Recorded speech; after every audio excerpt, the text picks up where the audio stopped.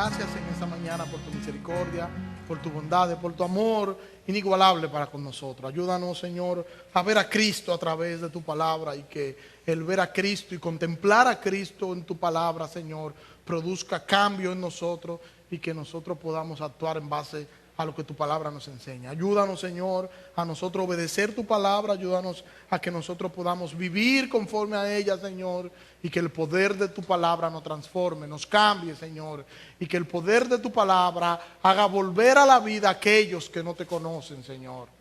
Que el pan de vida sea impartido en esta mañana, y que ese pan de vida que es Cristo dé vida a aquellos que están en oscuridad.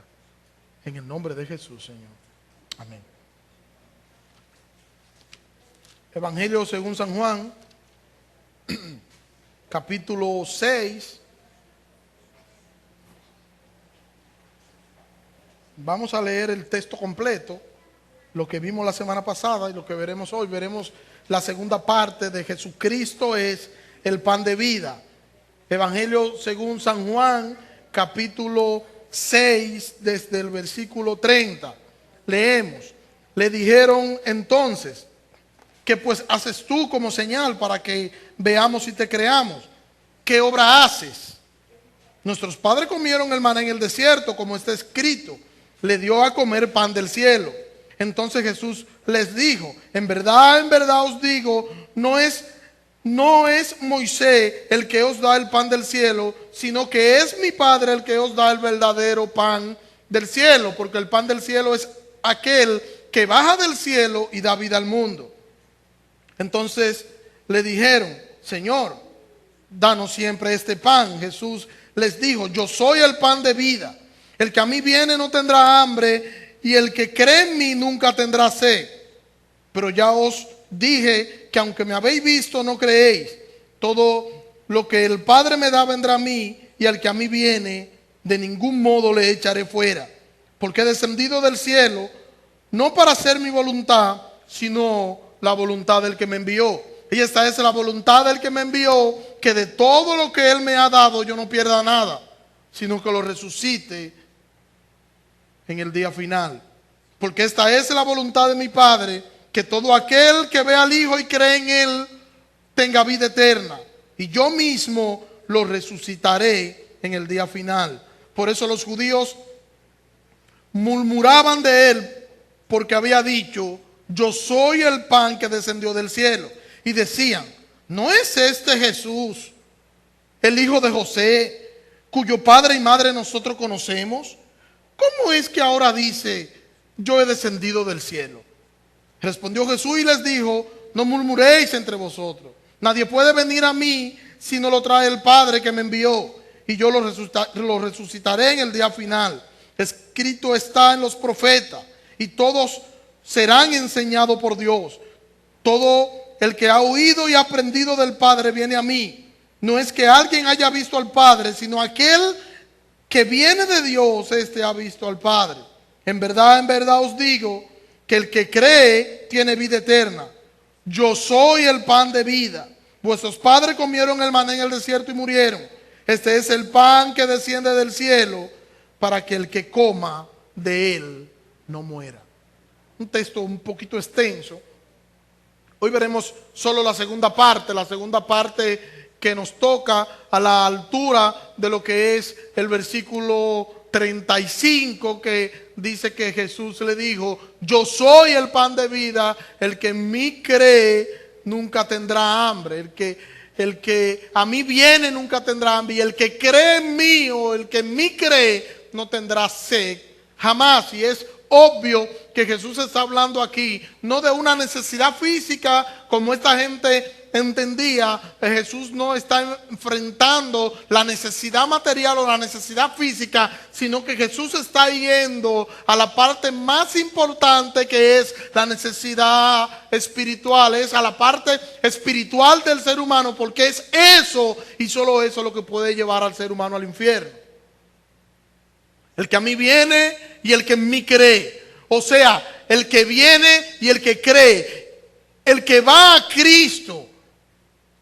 Y ir a Cristo significa que los pecadores deben someterse al señorío de Cristo. Y someterse al señorío de Cristo, o para someterse al señorío de Cristo, nosotros debemos rendir todo lo que somos y tenemos que dejar de hacer todo lo que hacíamos, y así entonces nosotros ubicarnos y nosotros concentrarnos únicamente en Jesucristo. Charles Spurgeon dijo de la siguiente manera, cito: usted y su pecado deben separarse, o Dios y usted nunca estarán juntos. No podemos decir que nosotros estamos con Dios, que el Señor está con nosotros, y nosotros vivir una vida pecaminosa. Eso no es congruente con lo que enseña la palabra de Dios. Nosotros tenemos que separarnos del pecado, y una vez separados del pecado, entonces nosotros podemos vivir juntos con nuestro Señor.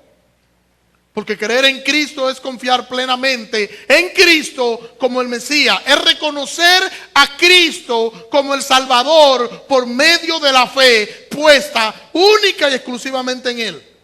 Y aquí en este versículo, nosotros vemos la primera de 7 declaraciones que hace Juan en su evangelio. Dentro de lo que se conocen como los 7 yo soy. Y Juan empieza aquí, justo en este versículo bíblico, cuando Jesús dice: yo soy el pan de vida.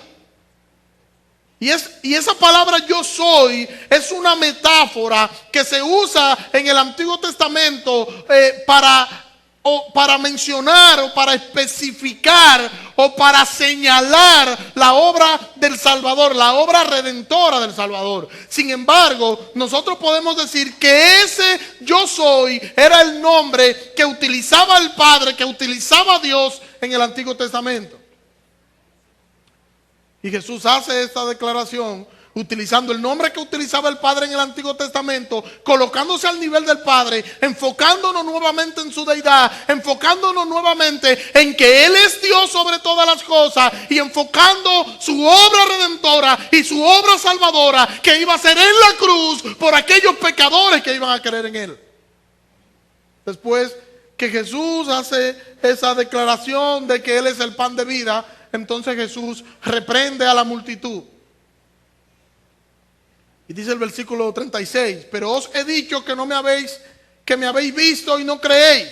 Y es posible que cuando Jesús está diciendo esto, que Jesús está diciendo: yo he dicho ya que ustedes me vieron, pero ustedes no han creído en mí. Eso es lo que está diciendo el texto. Es posible que Jesús se esté refiriendo al versículo 26, que dice de la siguiente manera: Jesús les respondió diciendo: de cierto os digo, que me buscáis no porque habéis visto las señales, sino porque comiste el pan y os saciasteis.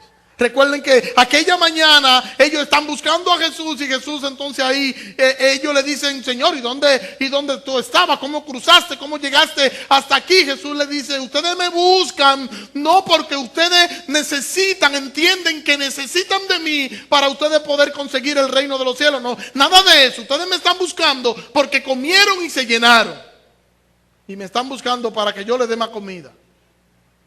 Jesús le está diciendo a la multitud que ellos son responsables de sus acciones. Repito eso. Jesús le está diciendo a la multitud que ellos son responsables de sus acciones. Y este versículo 16 no está diciendo nunca que la salvación depende del hombre. No es eso lo que está diciendo, ni que mucho menos es el hombre quien decide en torno a la salvación, nada de eso. Mire cómo lo dice Guillermo Hendricks, cito: la salvación es siempre por gracia, y la fe es siempre la obra de Dios en el corazón del pecador. Fin de la cita. La salvación siempre es, será y fue por gracia, y la obra y la fe, entonces ambas están mezcladas. Versículo 37, todo lo que el Padre me da vendrá a mí, el que a mí viene jamás le echaré fuera, porque yo he descendido del cielo no para hacer mi voluntad, sino para hacer la voluntad del que me envió. Y esta es la voluntad del que me envió, que yo no pierda nada de todo lo que Él me ha dado, sino que yo lo resucite en el día final. Tenemos que hacer un alto primero y decir que la salvación, o que en cuanto a lo que es la salvación, nadie se puede salvar. Y nadie se puede salvar a menos que venga Jesucristo. Nadie por su propia cuenta puede salvarse. Hay que ir a Jesucristo, hay que venir a Jesucristo. Y nadie puede venir a Jesucristo a menos que el Padre lo traiga. O sea, para salvarse hay que ir a Jesucristo. Pero nadie va a Jesucristo a menos que el Padre lo lleve.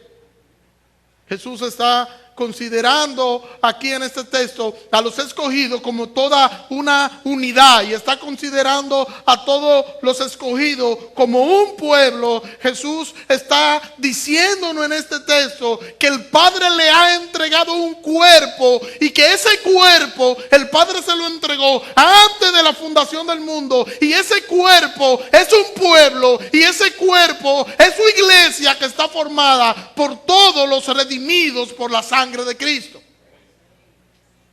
Mire cómo dice Efesios capítulo 1 desde el versículo 3. Dice allí el libro de Efesios: bendito sea el Dios y Padre de nuestro Señor Jesucristo, quien nos ha bendecido en Cristo con toda bendición espiritual en los lugares celestiales. Asimismo nos escogió en Él desde antes de la fundación del mundo, para que fuésemos santos y sin manchas delante de Él. En amor nos predestinó por medio de Jesucristo para la adopción como hijos suyos, según el beneplácito de su voluntad, para la alabanza de la gloria de su gracia, que nos hizo gratuitamente en el amado. En Él tenemos redención por medio de su sangre, el perdón de nuestros pecados, según las riquezas de su gracia, que hizo sobreabundar para con nosotros con toda sabiduría y entendimiento. Él nos ha dado a conocer el misterio de su voluntad, según el beneplácito que se propuso en Cristo, a mantener a manera de plan el cumplimiento de los tiempos, que en Cristo sean reunidas bajo una cabeza todas las cosas que están en el cielo y en la tierra.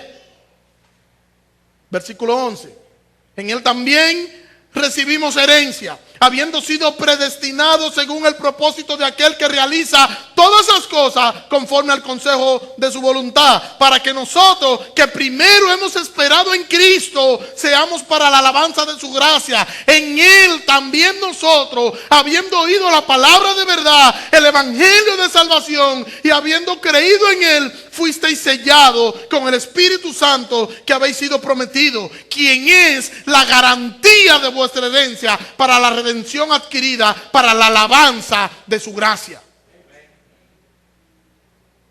La salvación es por gracia, aunque la salvación es por fe, y la salvación fue diseñada por Dios antes de la fundación del mundo. Mire cómo lo dice el pastor John MacArthur, cito: todos los que se salvan son un regalo amoroso del Padre al Hijo.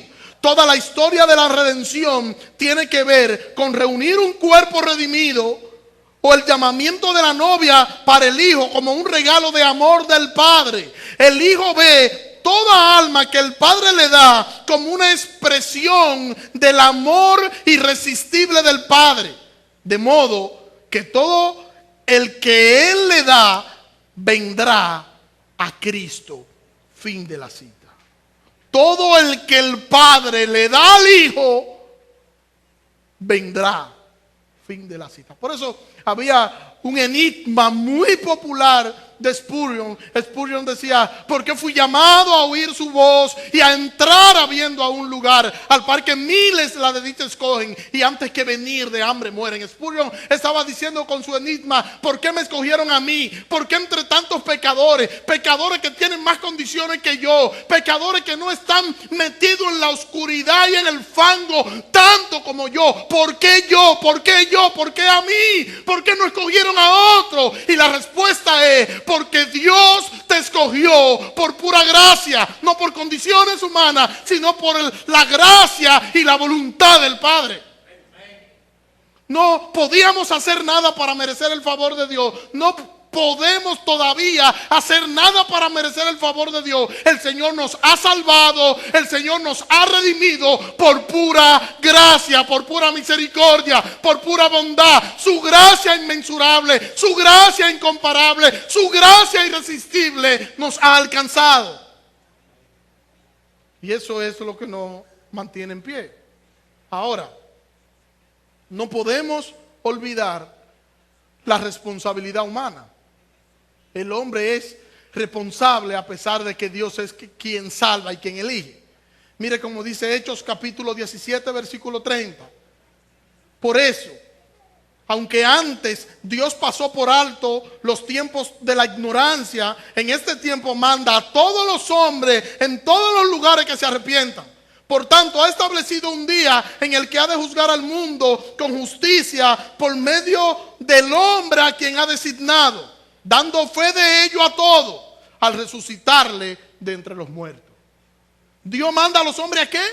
A arrepentirse. O sea, el llamado, lo que Dios le dice al hombre, mira, de tal manera amó Dios al mundo, que Dios ha dado su único hijo, para que todo aquel que en él cree no se pierda, sino que tenga vida eterna. ¿Qué tú tienes que hacer? Tú tienes que rendir tu vida a ese Cristo.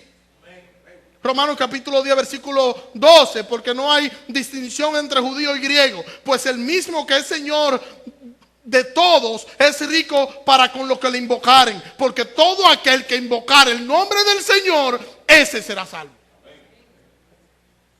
Hay una responsabilidad entonces del pecador, que el pecador tiene que invocar el nombre del Señor. Por ello no podemos nosotros decir, nadie puede osar decir, yo no soy cristiano porque Dios no me ha escogido. No, tú tienes la responsabilidad de arrepentirte de tus pecados. Y cuando te arrepientes, entonces tú entiendes que tú te has arrepentido por pura gracia, que Dios ha sido benevolente contigo y Dios te dio gracia al tú aceptarle. Aunque Dios exige al pecador y le dice que él es responsable y que él es culpable de su pecado, aún así la salvación no depende de la voluntad humana, sino que la salvación depende única y exclusivamente de la voluntad de Dios. Juan capítulo 1, versículo 11. A los suyos vino, pero los suyos no le recibieron, pero a todos los que le recibieron, a los que creen en su nombre, les dio derecho de ser hechos hijos de Dios. Versículo 13. Los cuales no nacieron de sangre, ni de voluntad de carne, ni de voluntad de varón, sino de Dios. La voluntad de quién fue la que produjo estas personas que no pueden ser producidos carnalmente, sino espiritualmente. La voluntad de quién, la voluntad de Dios. Dice Juan que no fue ni la voluntad de la carne, ni de la voluntad de varón, no fue voluntad humana, sino que fue voluntad de Dios la que permitió que la salvación sea posible. La salvación es posible solamente por pura gracia. Y tenemos que decir y volver a decir que la salvación depende única y exclusivamente de Dios. Única y exclusivamente de Dios. El pastor John MacArthur, hablando sobre este tema, dice así, cito: el lado divino de la salvación, en últimas, no depende de la voluntad de un hombre que se produzca la salvación, sino única y exclusivamente de la voluntad de Dios de que ésta se produzca. La salvación única y exclusivamente depende de la voluntad de Dios. Primera carta de Juan, capítulo 2, versículo 29. Si sabéis que Él es justo, sabed también que todo aquel que hace justicia es nacido de Él. El que es justo sabe que todo el que practica justicia no practica la justicia porque eso nació de él, porque eso es un mérito propio, sino que practica la justicia porque ha nacido de Dios, porque Dios está dentro de él, porque Dios habita dentro de él y porque Dios es quien lo hace hacer lo que hace simplemente por su voluntad. Solamente por la voluntad del Señor y más nada. Y podemos nosotros decir que la salvación del creyente está basada en esto. El regreso de Cristo sustenta nuestra fe y el regreso de Cristo nos hace hacer justo, nos hace hacer justicia y nos hace ser recto de manera habitual. O sea, nosotros nos convertimos de manera habitual en justos y rectos, Simplemente con el nosotros contemplar el regreso, el panorama de la segunda venida gloriosa de nuestro gran Dios y Salvador Jesucristo. Pero no es como dicen por ahí, porque algunos dicen por ahí, Él vino y mira cómo lo trataron, lo mataron, lo llevaron a una cruz, murió como el peor de los delincuentes en una cruz desangrando. Y cuando Él vino no había tanta tecnología, no habían tantas bombas, no habían tantos barcos bombarderos, no habían tantos aviones de guerra, no habían tantos soldados. Ahora le va a ir peor, pero el texto bíblico nos dice que cuando Cristo venga en su segunda venida, ningún ser humano logrará estar en pie, porque dice que las rodillas del ser humano le va a temblar como le tiemblan las rodillas a los borrachos. La gloria de Cristo será tal que las montañas van a querer huir de la presencia gloriosa del Hijo de Dios. Justo y recto. La vida justa y recta del creyente es una prueba de que el creyente ha nacido de nuevo. Usted me puede decir, pastor, ¿cómo yo muestro al mundo mi fe? Simple, viviendo de forma justa y viviendo de forma recta. Cuando tú vivas de forma justa y de forma recta, el mundo va a entender que tú eres uno de los seguidores de Cristo. Y muchas veces no es lo que tú dices, muchas veces es lo que tú haces. No sé si ustedes recuerdan a Pedro. Pedro está en aquel lugar, en el patio. Tienen a Jesús dentro y uno lo mira y le dice, pero tú te me pareces a uno de ellos. ¿Y qué dijo Pedro? Yo, me están confundiendo, yo no soy de ellos. Sí que te parece allí. Pedro empezó a maldecir. Vamos a dominicanizarlo. Pedro empezó a decir palabras de compuesta. Todas las palabras de compuesta que se pueda usted imaginar, empezó Pedro a decirlas. ¿Para qué? Para que ellos entendieran que una persona que andaba con Jesús no podía maldecir así. Y si una persona que andaba con Jesús no podía maldecir así, era imposible que él andara con Jesús. Y ellos dijeron, no, hasta maldiciendo se parece. No es lo que nosotros decimos. Es lo que nosotros hacemos. Si la gente no le interesa lo que tú dices, sino lo que tú haces, imagínate Dios que conoce tu corazón y que sabe las cosas que tú piensas y lo que tú estás diciendo. Es posible que tú estás ahí mirándome y tú digas, ay, qué buen mozo está el pastor. El Señor va a decir, ese es mi hijo, ese es mi hijo. Pero imagínese que usted está mirando y usted está diciendo, pero Dios mío, ¿y cuánto habla? Ya ahí tenemos problemas. O sea, el Señor conoce lo que hay dentro de ti. El Señor sabe lo que tú piensas. El Señor sabe incluso lo que tú vas a pensar antes de que el pensamiento llegue a tu mente. Ese es nuestro Dios. Dice Santiago capítulo 2 versículo 20, dice, pero ¿quieres saber, hombre vano, que la fe sin obra es muerta? ¿No fue justificado por las obras nuestro padre Abraham cuando ofreció a su hijo Isaac sobre el altar? Ves que la fe actuaba juntamente con sus obras y que la fe fue completada por las obras. Se cumplió las escrituras cuando dijo, Abraham creyó a Dios y le fue contado por justicia. Y fue llamado amigo de Dios. Veis pues que el hombre es justificado por las obras y no solamente por la fe. De igual manera, no fue justificado. O sea, nosotros no podemos decir, no, lo que pasa es que nosotros creemos en la fe y nosotros solamente nos basamos en la fe. Cero obra. Y como es cero obra, no tenemos que hacer ningún tipo de obra de justicia. Solo fe y punto. No, no es así. La fe necesita la obra y la obra necesita la fe. Y eso es un círculo donde ambas cosas se mantienen vivas. Fe y obra. Obra y fe. Y está diciendo el Santiago que cuando Abraham accionó, ¿qué fue lo que Dios le dijo a Abraham?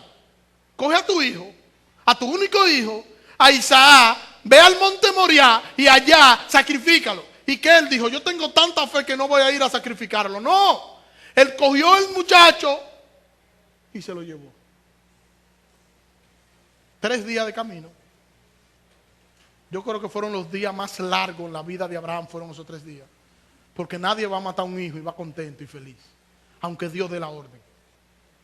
Nadie va feliz a matar a un hijo aunque Dios dé la orden.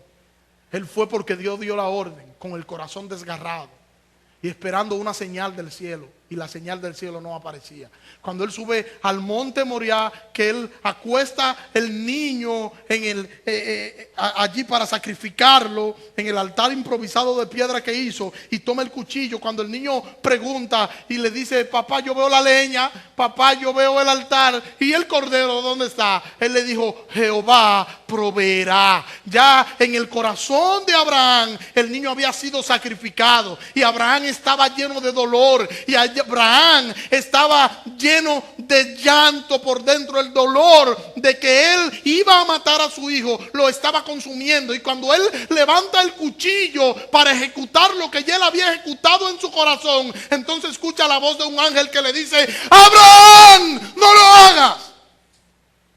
Y entonces Dios le envía un cordero para que haga el sacrificio. Pero Abraham hizo el sacrificio. Abraham hizo todo lo que hizo, y por eso fue considerado como el hombre de la fe.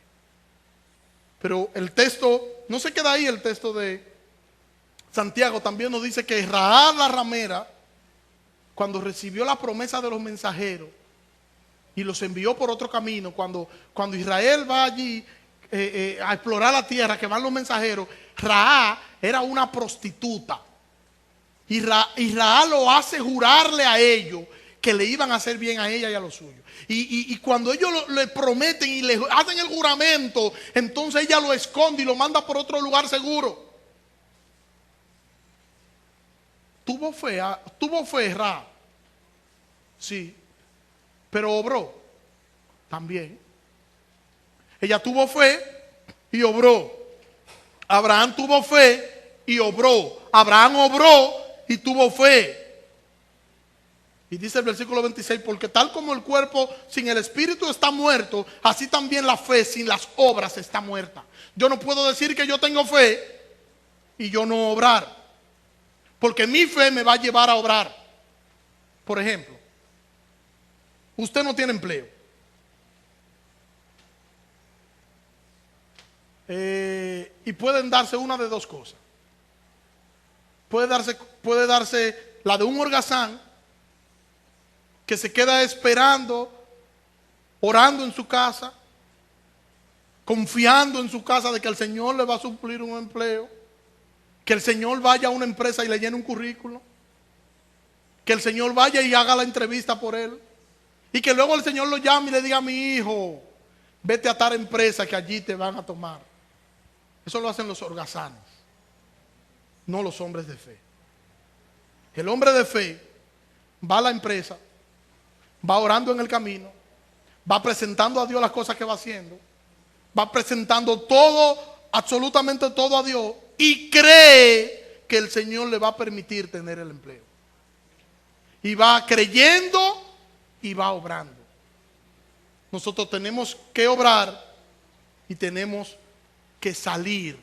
No podemos decir: yo creo, como el agricultor, yo creo que va a llover y que toda la cosecha y todo el campo se va a minar de agua, pero él no prepara el campo porque él dice que va a llover. Yo oré para que lloviera, pero él no está accionando como que oró para que lloviera. Tú tienes que obrar y tú tienes que accionar. ¿Es el Señor quien nos sustenta? Claro que sí. Es el Señor quien quien suple todas nuestras necesidades. Pero a pesar de eso yo tengo que trabajar.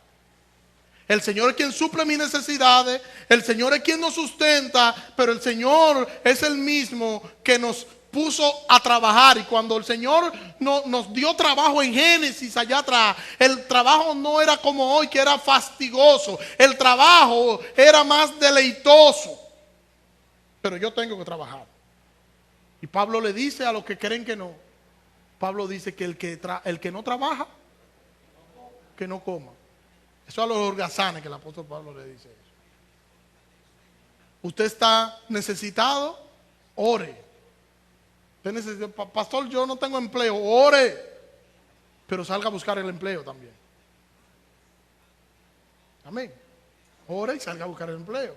Que pastor, yo tengo 500 pesos para echar gas y estoy orando para que el Señor me llene el tanque. Ore para que el Señor le llene los 500 pesos, échese el tanque y vaya a la planta de gas. La fe sin obra es muerta. Pastor, pero es que la oración lo puede todo. No, la oración no lo puede todo. El Señor lo puede todo, no la oración. Y la fe sin obra, nos está diciendo Santiago, es una fe insípida. No es posible que un creyente viva una vida de contrabando. Eso no es posible. Que un creyente viva una vida de engaño, de mentira, de falsedad. Eso lo hace el mundo, ¿verdad que sí? El mundo vive mintiendo para salvar situaciones. Y hay gente que mienten por deporte. Y que mienten para salvar. Y por si acaso ellos mienten. Pero el cristiano debe decir la verdad. Y debe decir la verdad en amor. Aunque decir la verdad en amor lo perjudique. Y yo sé que es duro decir amén. Miren, yo trabajaba una vez en una empresa. Yo cristalizaba piso, en una empresa de cristalizar piso. Hace muchos años de eso. Y el supervisor de la compañía, un día empezó, él hablaba mucho conmigo. Y él me dijo, ¿verdad que yo soy una persona intachable? Yo, mierda.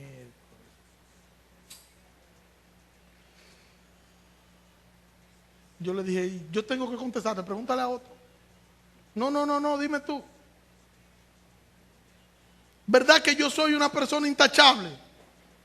No, tú no eres una persona intachable. Le digo yo, tú no eres una persona intachable.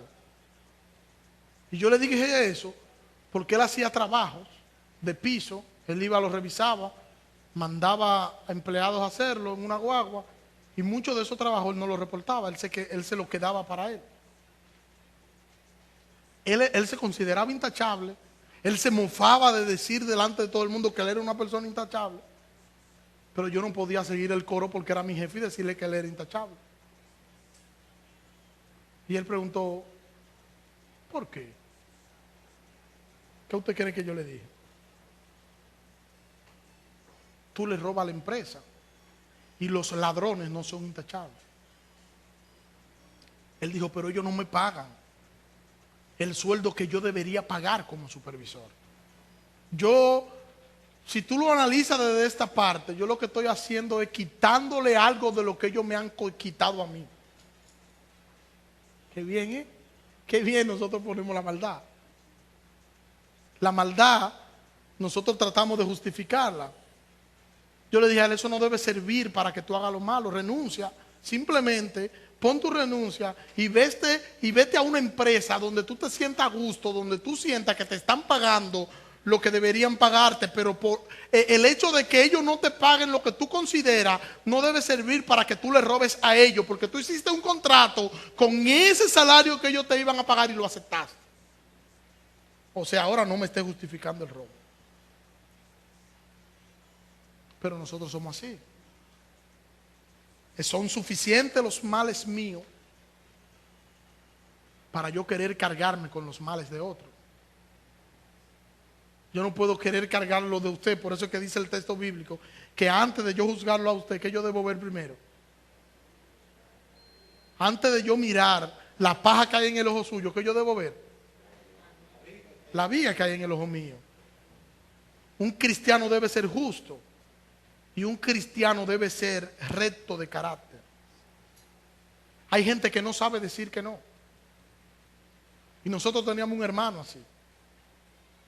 Cuando estábamos en el primer local, había un hermano que no sabía decir que no. Y yo recuerdo que hicimos en mi casa, en La Caleta, hicimos un cocinado. Y él dijo, sí, yo estoy tempranito ahí. Nosotros nos fuimos todos para allá. Y cada vez que lo llamaban, ¿dónde tú estás? Voy de camino. ¿Y dónde tú estás? Voy de camino. Y en el voy de camino a las 7 de la noche nunca llegó. Porque ese hermano, a todo Wilfredo le decía, mira, yo quiero que tú me... Ah, sí, también. Le decía a Abraham, sí, también. Aunque sea a la misma hora, él le decía que sí a todo el mundo porque él no quería caerle mal a nadie. El cristiano no puede hacer eso. El cristiano no debe hacer eso. Simplemente tú tienes que tener el carácter para tú decirle a la gente, no, yo no puedo. Porque el cristiano debe tener palabra. La Biblia dice que el cristiano debe decir sí cuando es sí y no cuando es no. Y su palabra debe mantenerse. Amén. Los deprimí. Volvamos al texto. Versículo 29. Y esta es la voluntad del que me envió, que yo no pierda nada de lo que me ha dado, sino que lo resucite en el día final. Esta es la voluntad de mi Padre, que todo aquel que mira al Hijo y cree en Él tenga vida eterna, y que yo lo resucite en el día final. La voluntad del Padre es que el Hijo garantice la salvación de los suyos. Fíjese, yo no dije que la voluntad del Padre es que el Hijo haga posible la salvación. No, no es eso. Porque eso no fue lo que Cristo vino a hacer posible la salvación. No, Cristo vino a garantizar de que va a salvar a aquellos que Él vino a salvar. Cristo nos asegura la salvación. Si somos salvos, si somos ciudadanos celestiales, entonces nosotros debemos comportarnos a la altura de lo que debe ser una persona, un cristiano, un ciudadano del reino celestial.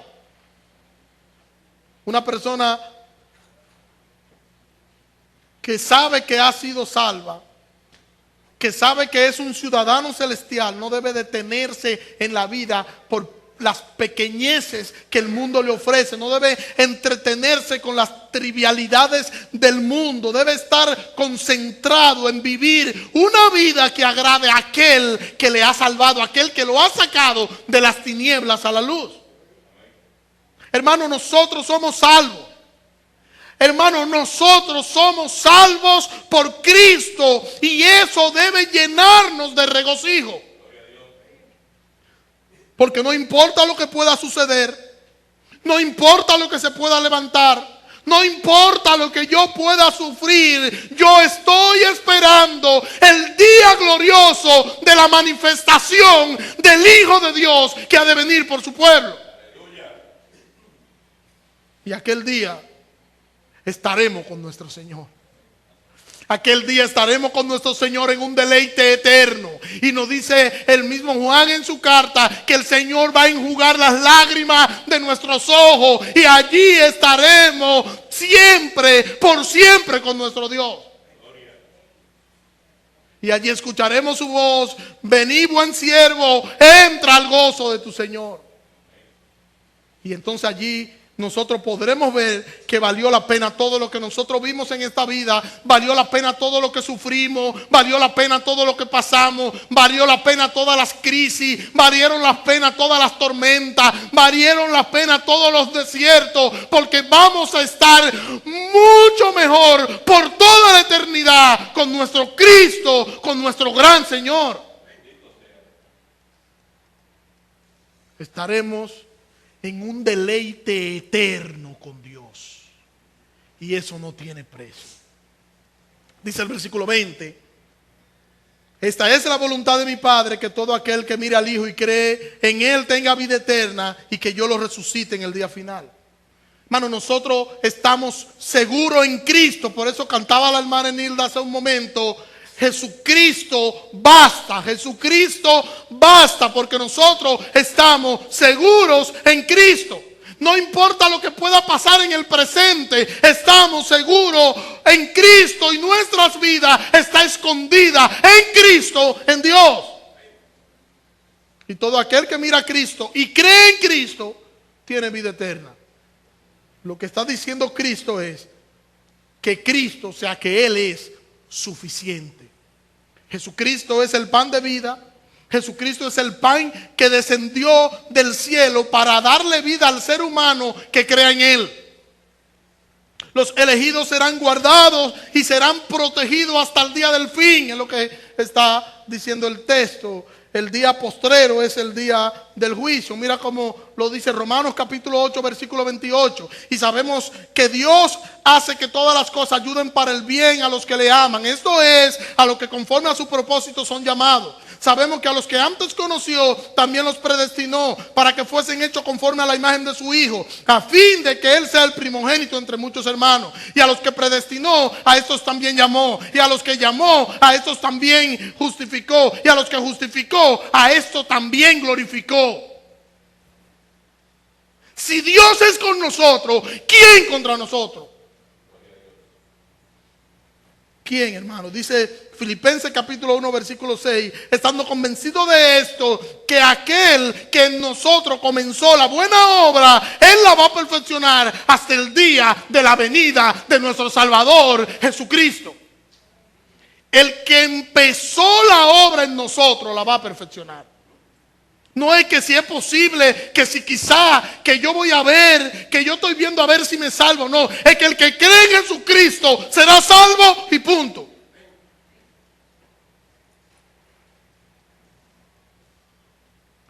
Y esa expresión que dice el apóstol Pablo en Filipenses, que el que empezó en vosotros la buena obra, esa expresión, Pablo está haciendo referencia a un verbo griego que se traduce comenzó, se traduce en la traducción comenzó, pero es un texto, un verbo griego. Y ese verbo solamente se encuentra en Gálatas capítulo 3, versículo 3 y aquí en Filipenses.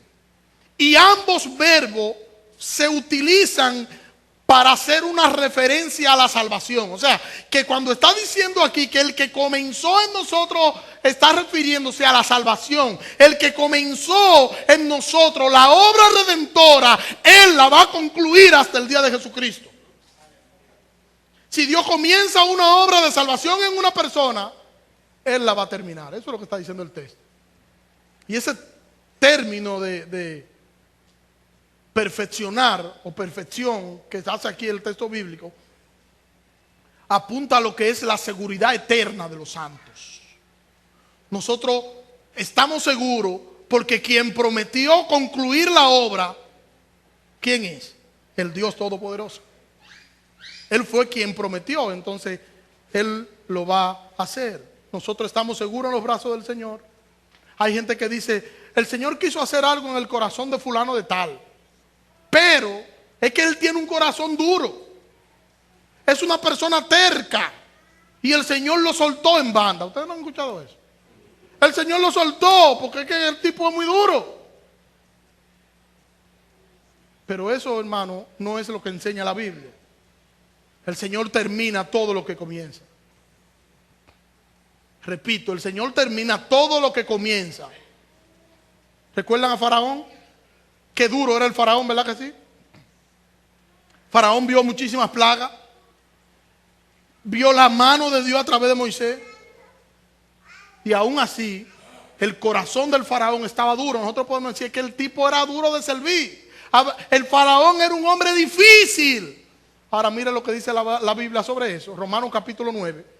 Versículo 17. Porque la escritura dice al faraón, para esto mismo te levanté, para mostrar en ti mi poder y para que mi nombre sea proclamado por toda la tierra, de manera que de quien quiere tiene misericordia, pero a quien quiere endurecer, endurece. Luego me dirás tú, versículo 19, porque pues sin culpa, porque ¿quién ha resistido su voluntad? Antes que nada, oh hombre, ¿quién eres tú para altercar con Dios? Dirá el vaso de barro al que le formó, ¿por qué me he hecho así? ¿O no tiene potestad el alfarero sobre el barro para hacer de la misma masa un vaso para honra y otro vaso para uso común? ¿Y qué?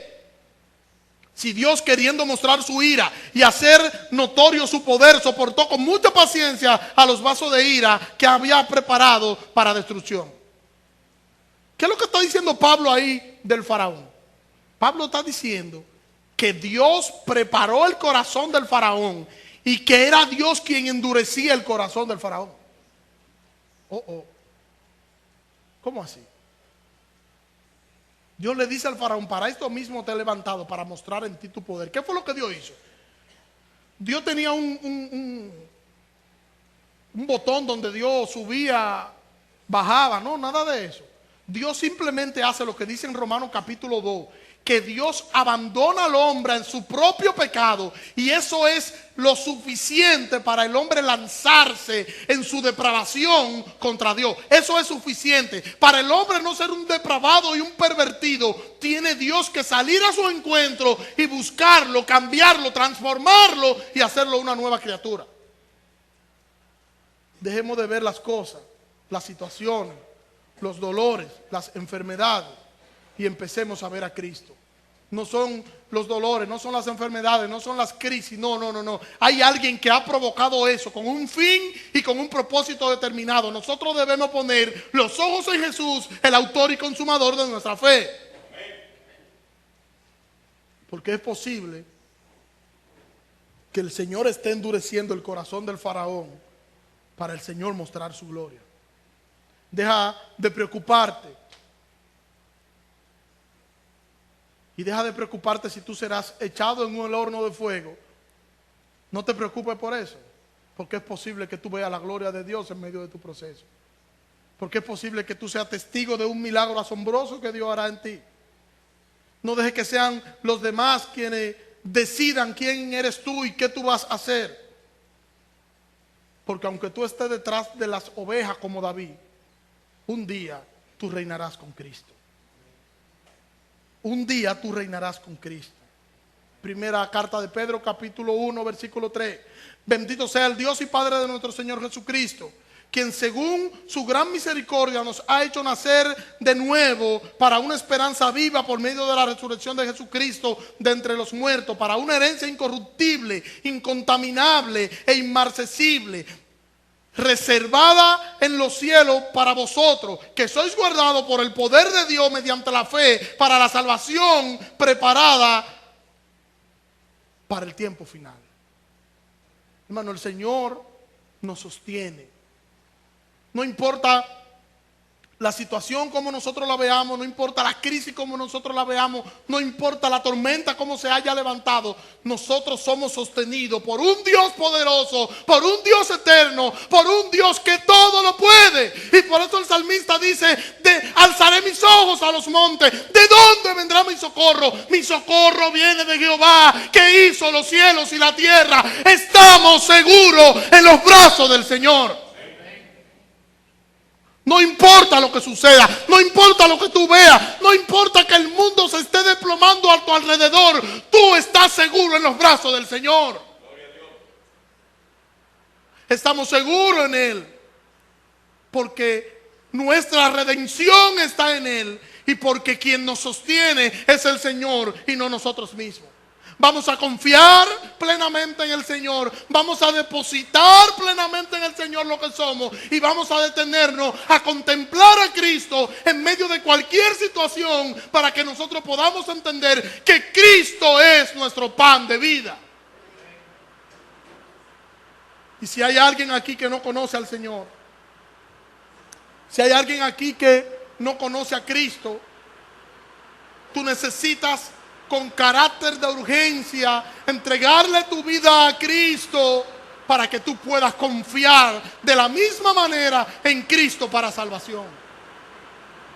Tú necesitas a Cristo. Oremos. Señor, te adoramos y te bendecimos. Gracias, Señor, en esta mañana. Gracias. Gracias porque tu palabra nos conforta, nos fortalecen, Señor. Tus palabras, Señor, nos hacen ver tus propósitos para con nosotros. Fortalece la vida de cada uno de mis hermanos en esta mañana, Señor. Y que así como dice tu palabra, que todo lo podemos en Cristo, porque Cristo nos fortalece, que cada uno de mis hermanos pueda sentir tu fuerza impartida en sus corazones. Glorifícate en esta mañana en cada uno de ellos, Señor. A germinar tu palabra en esta mañana, a producir fruto en el corazón de cada uno de estos mis hermanos por tu palabra, Señor.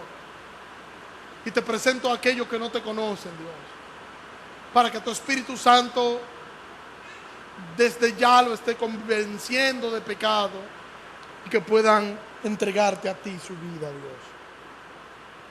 En el nombre de Jesús. Amén. Denme 2 minutos. Cierren sus ojos. Si hay alguien aquí que quisiera entregarle su vida a Cristo, haga esta oración conmigo. Repita esta oración conmigo. Dios de misericordia, en esta mañana te agradezco que me permitiera escuchar tu palabra. Y hoy reconozco que soy pecador y que te necesito con carácter de urgencia. Perdona mis pecados y ayúdame a vivir una vida que te agrada. En el nombre de Jesús.